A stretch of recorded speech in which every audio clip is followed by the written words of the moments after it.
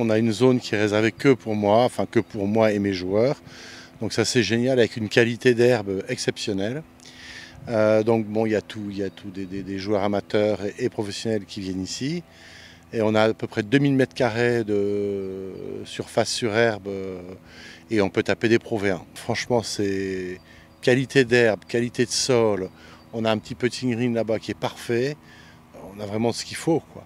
Et comme le parcours est compétitif, qu'on a un parcours qui n'est pas très long, mais qui demande vraiment... et tous les joueurs que j'entraîne, ils sont ravis de s'entraîner sur ce parcours ici.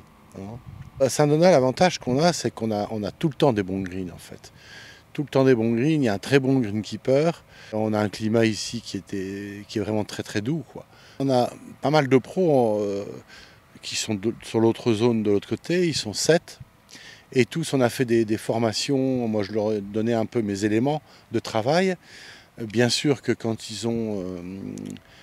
il y a certains joueurs qui ne peuvent pas appliquer tout ça. Mais globalement, avec les jeunes, ils vont leur mettre des bons grips, des bonnes postures, plein de choses comme ça. Et d'autre part, moi, je prends aussi le mercredi après-midi les meilleurs jeunes de l'école de golf. Et je fais des accompagnements sur 9 trous, où je les coach pendant 9 trous, en fait. Donc, je peux dire des petites choses techniques, 2-3 petites choses. Et surtout, je parle de stratégie sur les parcours, etc., etc. Donc ça, c'est quelque chose que j'ai mis en place récemment, tous les mercredis après-midi à 14h30. En fait. Moi, ce que j'aime bien aussi, c'est qu'au niveau de la Ligue PACA, on fait des demi-journées où il y a des pros de la PACA qui viennent et pendant 3 heures, en fait, je leur parle de ce que je fais, comment je le fais, pourquoi je fais comme ça et pas comme ça. Donc, et ce sont des pros dans différents clubs de la région qui payent pour venir. Donc c'est pas juste, bon, on le fait parce que la Ligue nous l'a demandé, en fait. Ils investissent financièrement pour le faire et je trouve ça une bonne démarche. Ça veut dire que enfin je peux transmettre quelque chose à quelqu'un, en fait. Parce que bon, ce que je dis souvent, il y a à peu près 3 coachs en France qui ont le niveau pour entraîner des joueurs professionnels de haut niveau. Sauf qu'on a tous entre 60 et 65 ans. Donc à un moment donné, il va falloir transmettre, en fait. Et moi, je ne souhaite qu'une chose, c'est que quelqu'un prenne ma place et qu'il y ait plein d'entraîneurs et que demain, il y ait quelqu'un d'autre qui travaille sur cette académie. C'est une mauvaise saison cette année parce que tout a été tronqué avec le Covid. Parce qu'en fait, les joueurs que j'avais sur le Tour européen, j'en avais je ne sais plus combien, 5 ou 6, il y en a une catégorie de joueurs qui n'ont pas pu jouer les gros tournois, les Rolex Series. Donc en fait, même s'ils faisaient des top 10, des top 20, ils ne marquaient pas de points, en fait. Donc par contre, les joueurs qui pouvaient jouer les Rolex, dès qu'ils faisaient un top 10, ils marquaient beaucoup de points. Donc par exemple, un garçon comme Adrien Saadier a fait quelques très très bons résultats.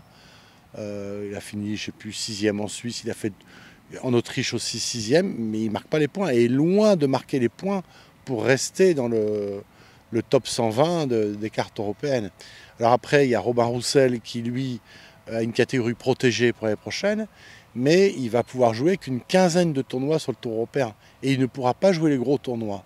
Donc ça va être compliqué de se dire, bon, où est-ce que je vais marquer des points, en fait. Il faut qu'il soit bon, il faut qu'il fasse une dizaine de top 10 sur les petits tournois pour avoir une chance de garder sa carte.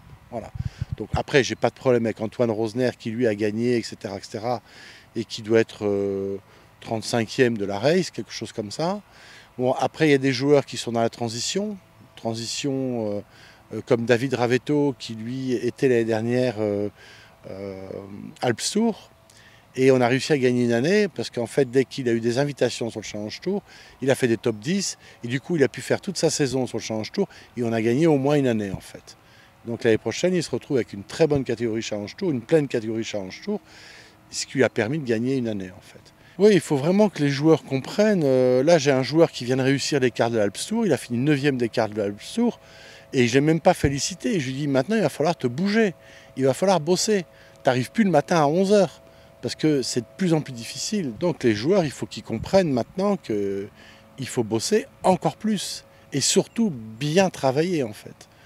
Et voilà, à tous les niveaux, c'est difficile. Et puis un joueur qui est en 3e division, s'il met plus de 3 ans à monter sur la 2e division, c'est compliqué.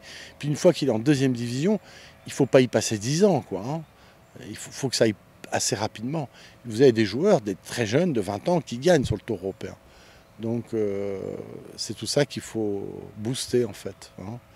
Non, voilà, ce que je regrette simplement, on a un peu de formation, un peu de transmission, on va dire, un peu de transmission aux autres pros, mais c'est largement insuffisant par rapport à ce qui devrait être fait.